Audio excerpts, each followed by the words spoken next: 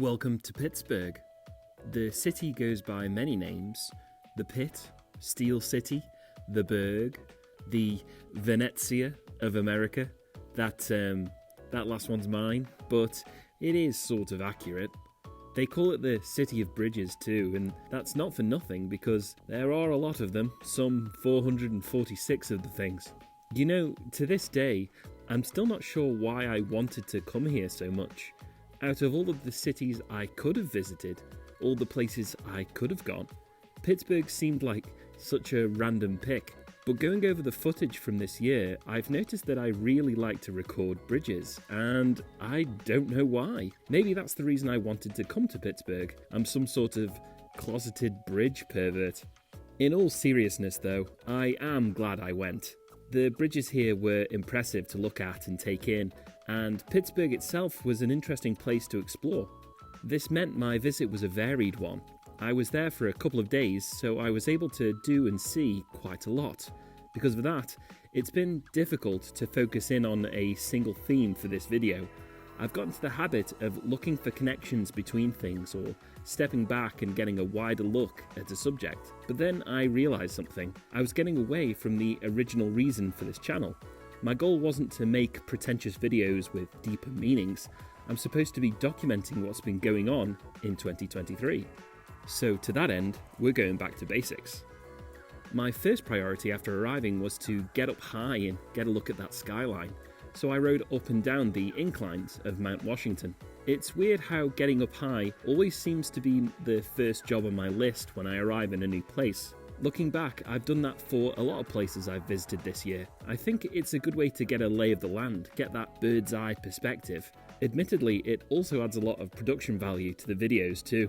Pittsburgh is a city built on industry, and these things were used to ferry cargo and workers up and down the slopes back in the 1870s. And here they are, hundreds of years later, still doing that nowadays. Of course, I wasn't exactly headed for a shift down the mine myself.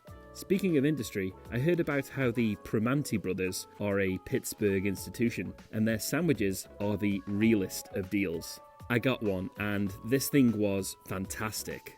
This was practically a chip butty, but with a burger patty on it. I was told that they were meals designed to be eaten with one hand. Truckers could still have a substantial meal while still carrying on down the road. It's such a no-nonsense, working-class solution, and it reminds me of the Cornish pasties we have back home. These rugged treats filled with meat and veg that were dropped down a mine shaft for the boys toiling away down below. From the top of Mount Washington, you can see this. These three rivers converging into a single spot. You have the Allegheny, Ohio, and Monongahela rivers all meeting up at this point, and naturally drawing the eye to the fittingly named Point State Park. I decided that was my next destination. So, back down the incline, across the Fort Pitt Bridge, and into the park. I always try to avoid saying statements like, "it was nice," when describing things in my videos, wherever I can, because either it doesn't really do the thing justice, or it can come across as really boring or thoughtless commentary. But I can't think of anything else to say. It was just this pleasant, tranquil place. I walked along these rivers, got up close with the massive fountain, and just enjoyed the moment.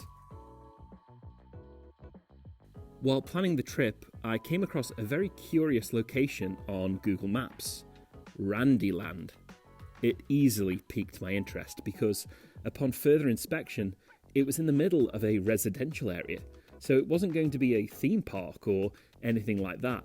When I arrived there, I saw it for what it really was: this open-air art exhibit, this personal labour of love named after its creator.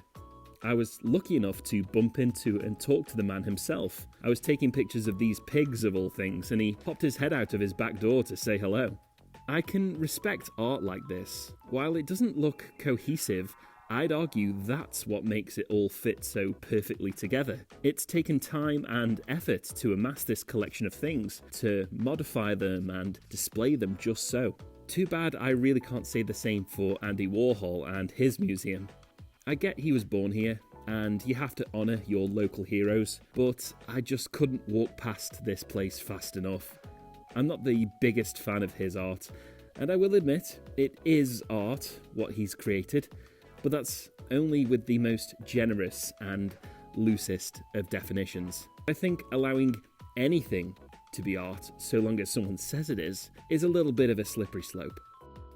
The next day, I went to the Cathedral of Learning. It's this enormous tower that sits on the Pittsburgh University campus. When I first entered, I felt like I was trespassing. I was just mooching around administration offices and computer labs of the university. But after ducking into an elevator, I got to the floor I wanted. Check this out. This grand hall is the Commons Room. While I was there, it was being used as a quiet study area for the students, but it looks closer to a set off a Harry Potter movie. I did some more snooping around and found another elevator that took me up to the Honours College on the 36th floor. It gave me another bird's eye view of the surrounding area, and that's where I saw this, the Phipps Conservatory. I checked it out and saw the botanical garden there too. It turned out to be another artistic showing. I said at the start of this video that it's been difficult to find a central theme to everything I saw in Pittsburgh, but when I think about it now, I suppose the connecting factor would be the skills we have and the trades we develop and what we are capable of creating. Between technological marvels, ingenious solutions to problems, both old and contemporary, and the skillful works of art created through so many different mediums, my short stay in Pittsburgh has certainly shown that we are all capable of creating some truly amazing things.